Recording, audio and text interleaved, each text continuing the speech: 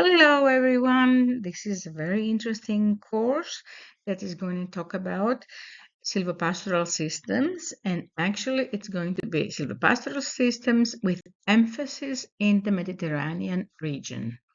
So, I urge you to take a couple of minutes and bear with me, and I'm pretty sure that you're going to enjoy it. So, silvopasture in the Mediterranean region. What Sil- what is silvopasture anyway? Well, it is what it says in the title. It's a combination of trees with forest and animal production at the same time. So more or less, it's a sort of combination of two different land uses, or that actually one of them is livestock raising and the other one is forestry or tree management. So it combines, as I said, forest and woodland grazing and open forest trees, and there are traditional agroforestry systems where livestock is integrated with trees and shrubs. So why Mediterranean? Because Mediterranean is a unique place in Earth that it's actually in the middle of three different great regions. Since their introduction into the Mediterranean region, the livestock became the major part of the environment and co-evolved together over the centuries. So I think now it's quite clear what is silvopastoralism, but how can you do a silvopastoral system? Well, silvopastoral systems depend on the species, on the climate, the specific systems of the region, and the ownership. But let's see some more information. What is the role of trees? Why do we have to include trees in the silvopastoral systems? Well, because we get these multiple benefits of the trees, such as the timber, fuel wood, fence post, charcoal, fodder, fruits and nuts, and other many products. But in the same time, they provide us with many functions, such as the absorption of water and nutrients, nitrogen fixation, shade, windbreaks and hedgerows, boundary markers, and erosion, of course, control.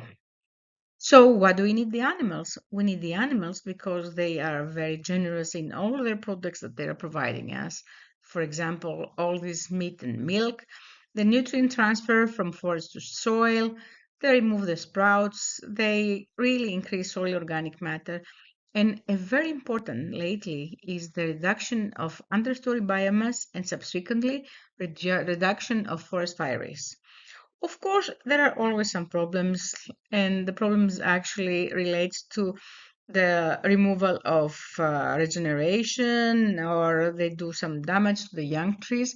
But this is what the management is for. Management is to protect the trees, and we can prevent all this.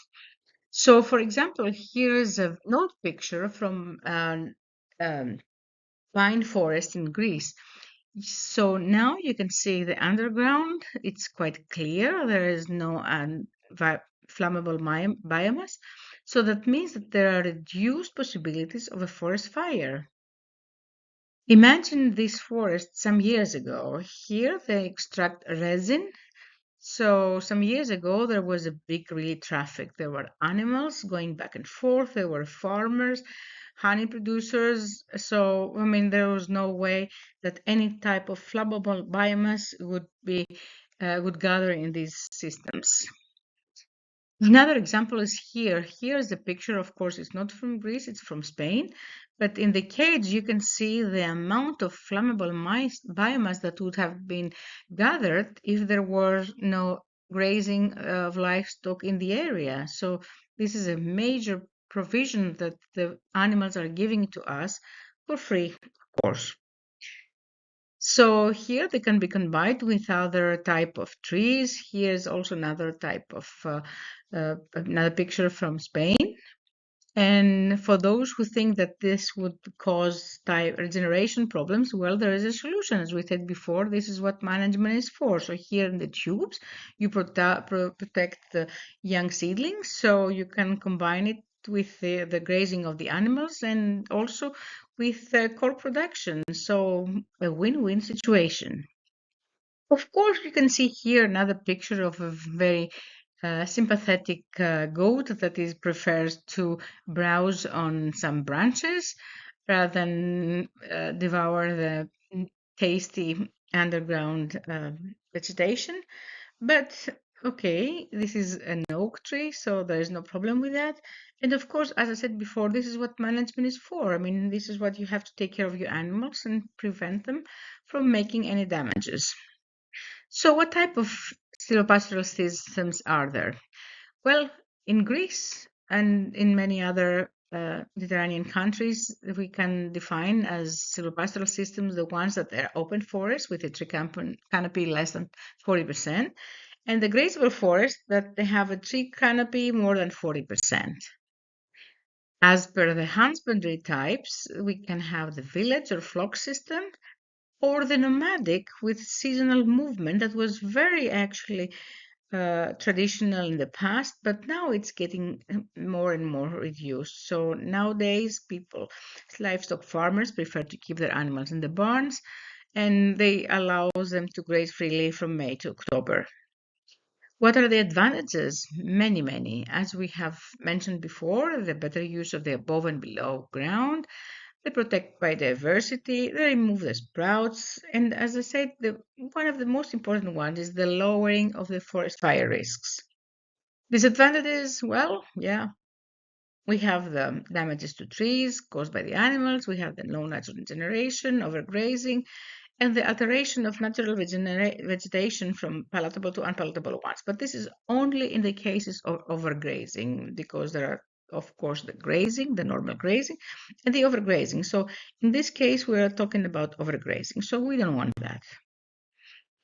There are three layers of vegetation in silvopastoral systems: the below ground, the middle part, the middle layer, and the above layer. So there's plenty of food for the animals.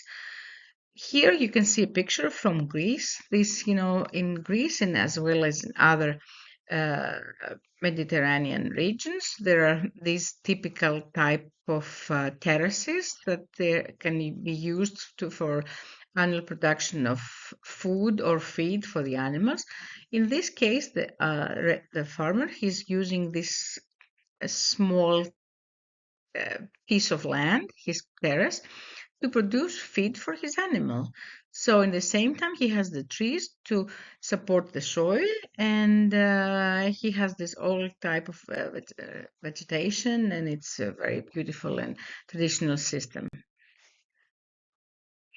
So what are the threats that the silvopastoral system face? Well, they're mostly related to climate change. And here you can see a land use change. Here there was a beautiful silvopastoral system that lately has been converted to an olive grove. The same here in an agricultural field, an abandonment, and the land change of land use. And in time, a lot of other type of vegetation comes in, and of course, deteriorates or alters the vegetation type. Of course, there are some very nice and challenging new systems, for example, under solar parks. So solar parks is a challenge because owners, they have to apply all these type of chemicals to remove this vegetation from the panels and of course remove the forest fire risk. But in the same time, you have these free grazers that they see that as a great opportunity for them to taste this really nice vegetation that grows under the solar parks. So multiple products, multiple market opportunities in silvopastoral systems. Here are some very nice pictures from the Wallonia oak type of forest that they produce these acorns. So they have multiple products like, for example, the acorns and the acorn cups that are being used for tannery. So lately, there are some good news, of course. There have been a lot of people that they have been paying some more interest lately to increase demand, combined with the increased demand for traditional products, but of course for organic and quality products as well. So there is future, there is information, and what we should do is actually we should more strengthen the relationship between ecosystem and the local population. And to strengthen also the economic valuation of these systems and the services that they provide. What is needed, it's a sound management. This is what is needed, as everything else, of course. And here you can see a beautiful type of silvopastoral system, which is composed of chestnut and walnut trees. And of course, there is a lot of research lately that is related to silvopastoral systems. So please do find more examples, very interesting examples in the project's website. Here is the link, and you can find a lot of information of the silvopastoral systems. For example, here is with silvopaltry. Of course, somebody may say that this is from Ireland. I mean, we're not talking about Ireland, we're talking about Mediterranean. Well, silvopaltry is one of the systems that can be easily adapted and adopted for the Mediterranean region. Actually, I consider that this is all around the world. So many advantages. And here is a picture of the fact sheet that is included in the live handbook of the project.